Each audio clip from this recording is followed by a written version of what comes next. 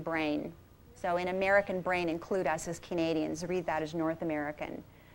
And so Coulter, who's a wonderful researcher, he's a medical historian, he's also the co-author of the very first book that was ever written on this issue, which was DPT, A Shot in the Dark.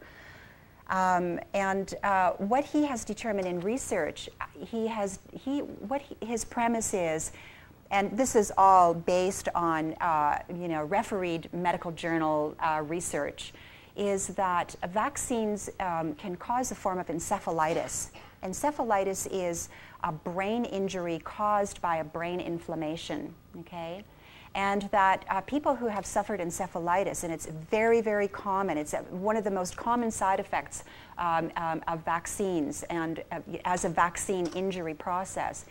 Encephalitis then can push that person into many degrees of mental impairment, from outright mental retardation to all sorts of learning disabilities, autism spectrum disorders, reduced IQ, tendencies towards aggression, tendencies toward violence. He documents this, very, very powerfully in this book. What he is saying basically is that, look at the explosion of what's happening in our society, and that, he just directly underlines it, and he says, and pinpoints it, and he says, this is where it's coming from. He said, our children are suffering encephalitis, brain damage, that then pushes them into all of these antisocial behaviors. And then what is the solution to that? According to David Icke, the formula, problem, reaction, solution, right? Okay, so the problem is we have a generation of kids that have been mentally impaired and damaged from vaccines. So the reaction to that is, how do we control these kids? What do we do with them? Well, we all know that, Ritalin is prescribed like water. We have schools filled with children who are on Ritalin. Ritalin itself is a class of amphetamine drug, highly addictive drug. So we vaccinate our kids, we destroy their neurological, immunological systems, we put them on Ritalin and other similar types of drugs. And so we've got our children channeled right into the whole drug monopoly. Okay, I think I've got it as one of the points here. Vaccinations are big business promoted by those who have financial stakes in their consumption. Vaccinations, as Mr. Eustace Mullins said yesterday, also ensures a lifetime of poor health and dependency on drugs. So we have it right there. You can just see the whole gamut of how that unfolds. So it's an enormous problem. In terms of our children's health, I think we are at an absolutely critical juncture here. For the public to be able to wake up and ask these really, really key questions about the whole vaccination paradigm. Part of the problem is that also we have is we are disempowered from taking responsibility for our own health. This is also one of the cruxes of the issue. For those people who still place implicit trust in the medical establishment and give away their power of the health of their families to the drug-oriented medical establishment, they are fodder for the cannon. That is the bottom line. The essential ingredient, the essential philosophical stance that we need to take is to empower ourselves to take back responsibility for our health. And for many people, that's a really, really scary step to take. I get calls, part of the work that I do, well, all of the work that I do right now, because I do work on this issue full time right now, and speak to parents, mostly mothers. Once in a while I get a call from a dad, but it's mostly the moms who call me. I get phone calls like, I have to take my baby in tomorrow for his shots. And I've read a little bit, and I'm kind of worried about it, and I don't know what to do. What should I do? So people call asking, what should I do about this? And so then we have a long conversation about taking responsibility for your health, listening to your higher intuition. When we have children, what kicks in especially for mothers, for fathers too, but because as women, you know, we are the co-creators, we give birth to our babies. We have tremendous hormonal forces that are at play. And one of the things, this essential aspect of ourselves as mothers that happens is the development of a very, very keen intuition about protecting our children, okay? From the beginning of time, that is our mandate. Our mandate is we give birth to our children and we must protect them. That is our most essential role as mothers and as parents. And of course our society has, you know, it poo-poos, it again disempowers us from listening to our higher intuition, and that deep inner voice that can caution us. So when I get these desperate phone calls from these moms, I try to slow down the whole process and talk about, okay, you know, if you feel uncomfortable about proceeding with this shot, you know, you've got a deep inner message that's coming through here, and you need to honor that and listen to that, pay attention to that. And you're always better off, hold off, don't do anything, don't proceed, don't take a step towards something that you feel that you're not sure about. And then it's always, well, the doctor's going to be mad at me, or, you know, it's the law and I have to do it. And no, it's not the law. There is no law in Canada that can force anybody to vaccinate their child. Okay, we have in a few provinces, we have the immunization laws that apply to school children. But it's one of the main fear tactics and coercive measures that's used by doctors is, well, it's the law. You have to do it. You're not going to get your kid in school without a vaccination. So parents are disempowered because they don't have the most essential facts that it is not the law anywhere in this country. You do not have to proceed with the vaccination.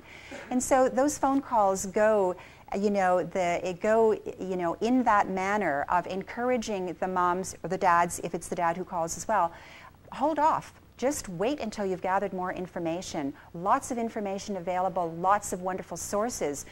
Through the internet, we have a whole list of websites that people can plug into right away where they can access really well-searched information and materials on vaccine risks, and where they can be given at least that little bit of a perspective of the other side, that they can make an informed decision, which is the key, and you know, which is the platform that we stand on in terms of our dialogues with parents, is to make an informed decision and take the time to do it. Then you have all these fear tactics pushing in on the parents, and the doctor saying, oh, you don't have any time. Oh, you know, if you don't vaccinate, your baby's going to be vulnerable. And so parents believe that we have this tiny vulnerable infant that is going to be bombarded, that is going to be an absolute victim to being bombarded by these, you know, pathogens and viruses and bacteria that are just waiting there to jump on the child. That's the mindset, and that's the fear. That's the fear, the seeds of fear that are implanted in people. And you know, most parents don't have any awareness that they have within their own power to totally protect their baby's health, to protect their baby from a whole gamut of diseases. Number one is through breastfeeding. It is the most essential immunological, neurological, protective mechanism and gift that we have from nature. You know, breastfeeding is a living fluid. You know, it cannot be substituted by anything, by formula that's manufactured in the lab, because human milk is like blood. If you examine human milk under a microscope, you will see a myriad, millions and billions of cells that are active and that are working and that are engaged. The large cells called macrophages that literally home in on pathogens, viruses, bacteria, surround them, engulf them, and annihilate them. This is what we have as mothers that we can give our babies. All of us have access. All of us have that power to do that for our children. And we're not told that. It's not taught in school. It's only paid lip service to by doctors. And so, you know, nature has provided us with the most essential basic survival mechanism, which is the breastfeeding and our milk to protect our babies. Breastfed babies have such an incredible spectrum of protection. You know, for example, even meningitis. Breastfed babies have a 16-fold lesser chance of developing meningitis than a non-breastfed baby. So it is a marvelous, marvelous, marvelous protection mechanism that we have, and we need to be educated and empowered by that knowledge so that we're not, that we don't succumb to the fear that is implanted in us. The other areas and modalities that are available to us, of course, are homeopathy. I mean, homeopathy is probably one of the most marvelous healing modalities that's available to all families to help their children when, you know, flus, whatever's come along, so that we can be empowered to know that we can look after our children and that we have the healing modalities available to us, that we don't have to buy into that fear-based disease-engendering paradigm, which is what vaccination is. Research into the immune system has been absolutely fantastic in the last decade or so. What is emerging now is that we have the immune system, and to just give you a very, very basic overview, there are two main aspects of the immune system. One is the Th1, that's what it's called, the Th1 aspect of the immune system, which is your primary first reacting mechanism, which basically searches out, engulfs and destroys the thing, whatever the thing is, the virus or the pathogen. Okay? It is your first line of defense, is your Th1 defense. Okay? And it's engaged through your mucous membranes, through your immune globulins, okay? Which, you know, so the viruses, pathogens, whatever that you encounter that come through your nasal passages, through your throat, through these passageways, that is your primary immune defense mechanism that engages. Then the other aspect of the immune system is the Th2, which is the long-term memory aspect of the immune system. Okay? So once the Th1 immune system has rallied and has done its immediate, you know, search and destroy aspect when it is encountering any pathogenic materials, it then sends signals to the Th2 immune system, which then records that. It also shuts down the primary immune system, and it records and creates the antibodies. Okay? So you have then the long-term memory aspect of the immune system. What vaccinations do, because they completely bypass the normal portals of entry, so that they completely bypass it, so the vaccines do not engage Th1 immune system function. Vaccines are implanted directly into the bloodstream, and so therefore they engage only that second part of the immune system, which is the Th2. So yes, vaccines will definitely create antibodies, no question about that. You'll have an antibody count that is the result of vaccination, but at what cost, okay? As one wonderful researcher in Hilary Butler in New Zealand has said, you know, in the medical establishment and for orthodox medicine, antibody production is the be-all and the end-all. Okay, if you've created antibodies, well, you've done your job. That's it. That's what the goal is, antibody creation. However, the immune system is way more complex than just creating antibodies. And what happens is that when you're constantly stimulating the Th2 immune system with vaccines, you have an immune system that is skewed to be Th2 responsive. And what that means then is that you end up with a whole gamut of health problems like allergies, like asthma, where these syndromes arise from an immune system that is constantly engaging in Th2 response, okay? Where the Th1 aspect of the immune system it goes dormant, basically, or it is not active, because the two aspects of the immune system are meant to harmonize and to complement each other in synchronicity. So vaccines subvert that. As Hilary Butler, this is the New Zealand researcher, has said, that the Th1 immune system is also responsible for cancer prevention. So, and it is the one that searches out and destroys the aberrant cancer cells. So, I mean, the picture is pretty clear. I'm not a scientist or a researcher, but I have ordinary common intelligence with which to read this material and can understand it quite clearly, and just wish to share with you this, fairly simple perspective, which is if the majority of our children have immune systems that are now skewed to Th2 reactive, we can understand very clearly why we have kids where there's epidemic asthma, allergies, and cancer, because the immune system has been tampered with and has been manipulated to be chronically out of balance. And we start this, and we do this assault right from the get-go, right from birth. Now, I think that regular science and the establishment knows very well what's going on, even though they are in absolute denial about it. This research into the Th1, Th2 immunology, this has come out since the early 1990s.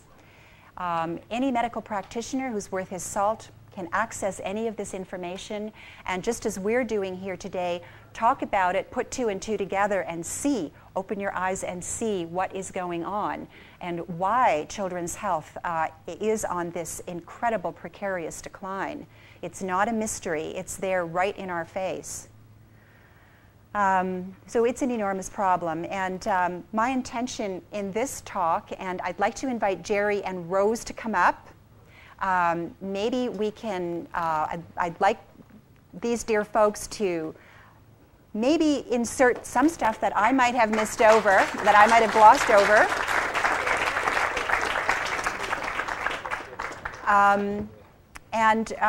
Also let's have a dialogue, because from my perspective, my intention and this work is about protecting our children. That is what this work has to do with. It is protecting our children, and the call is we need all of us to get empowered, to wake up, and to be able to ask the key questions and have the essential information at our fingertips with which we can empower ourselves, our families, our neighbors, our friends, to understand that we are at a critical juncture here. And before I pass this over to Jerry and Rose, I'd like to say give you a quick little analysis. There are 4 ways, and this is from some wonderful doctors whom I respect a lot.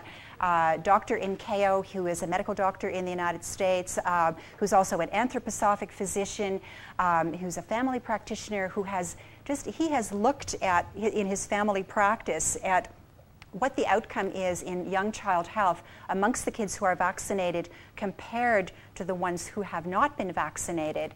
And there's no contest. There's no contest in terms of the long-term health outcome, in terms of all of the autism spectrum disorders, the hyperactivities, the learning disabilities, the intelligence parameters of the children. It's in his practice, he has said it very, very clearly. There's no contest. And he and a number of other doctors that I know who are very, very concerned about this issue and who have, basically put their neck out on the line to come public and talk about it. The 4 areas that are destroying our children's health, these are the 4 areas, the 4 critical ways. Number 1, vaccinations. Number 2, the overuse of antibiotics. Number 3, denatured foods, eating whatever the denatured foods that our children are accessing. And number 4 is toxic assault from chemicals in our environment. Those are the 4 assaulting mechanisms that are destroying our children's health today, and vaccinations is at the top of the list. Thank you very much.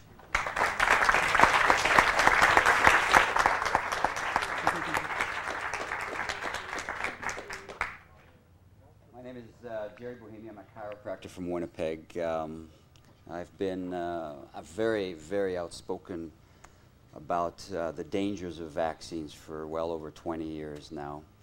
So I did not enter this field in the same manner that the majority of the outspoken people in the world are today on vaccines.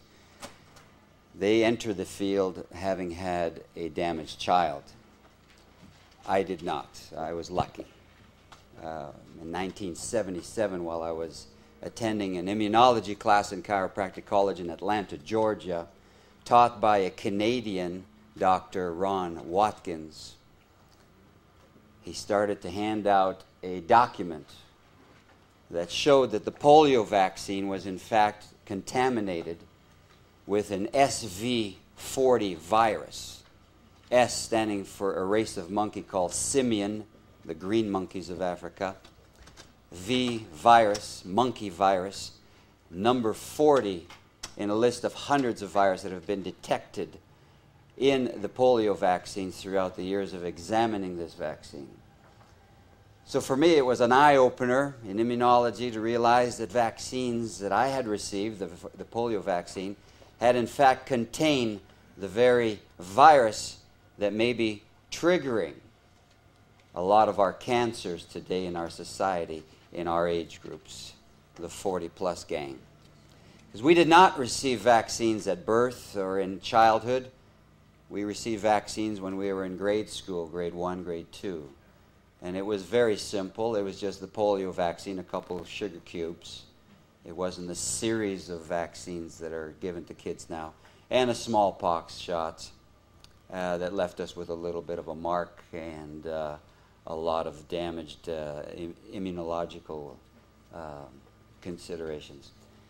So I was lucky. I learned about this, and I started to dig around to find out more, and there was nothing. There was absolutely nothing. But all of a sudden, a year later, about 1978, a book showed up on our campus anyways.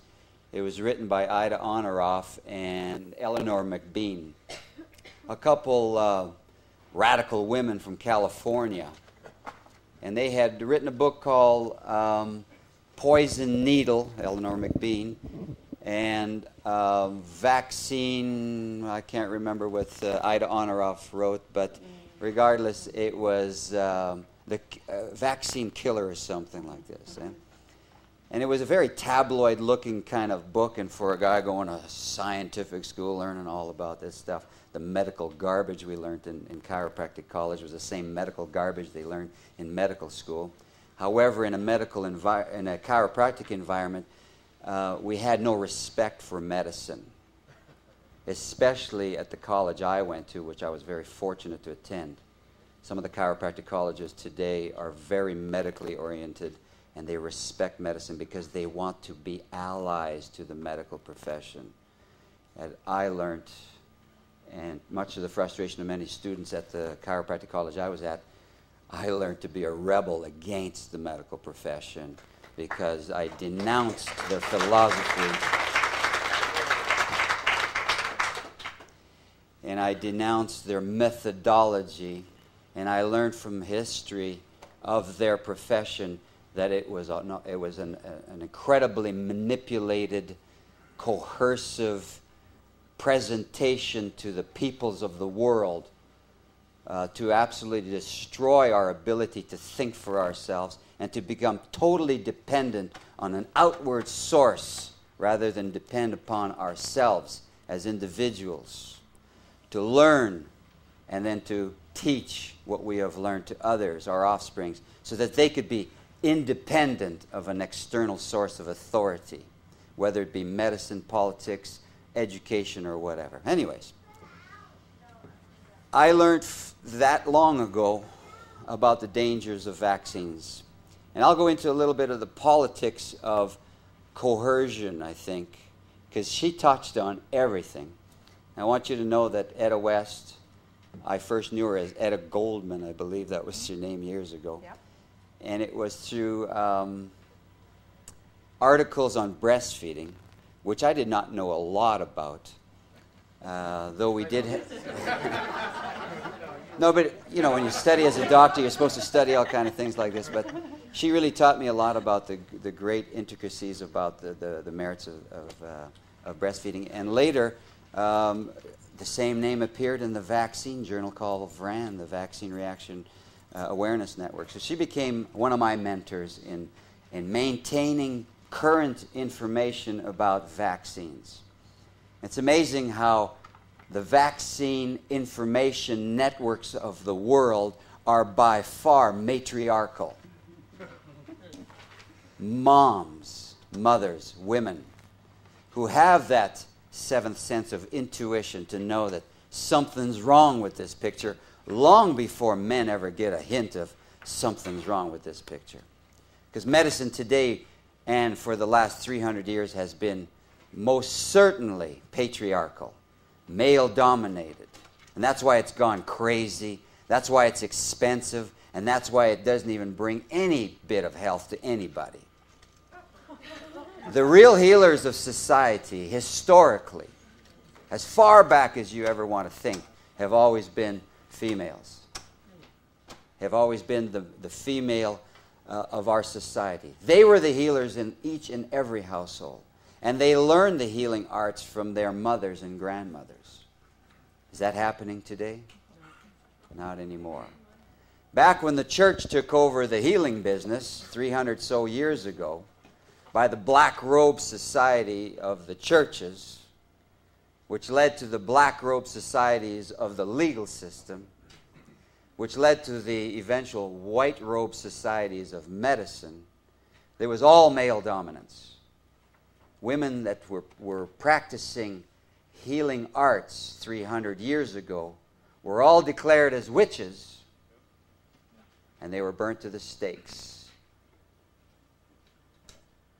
There was a genocide by the male-dominating societies of priesthoods and of brotherhoods that led to medical doctors and medicine that completely exterminated any woman that would dare to infiltrate the practice that was reserved for men.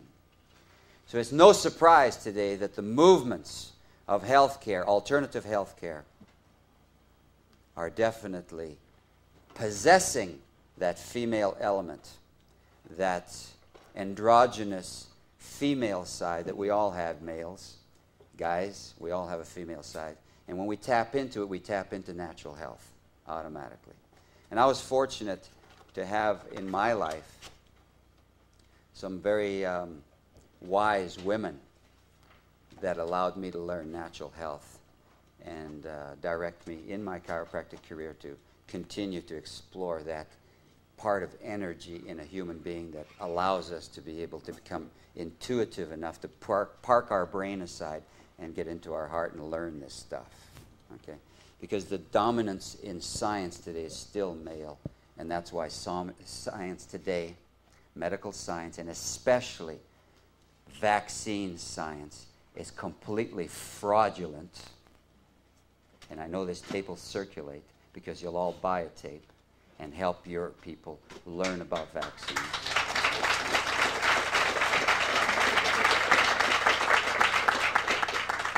And so I've said on live radio and live TV many times, science of vaccine is non-existent. It is a fraudulent science. And Edda touched on it a bit because the basic science that could prove their point has never been done, and we know why. It can't be done and give the results that they're telling us is happening, that these vaccines are safe and effective. So it's no issue with me anymore. We don't vaccinate. We shouldn't vaccinate, and to do so is to tamper with your life force in your body.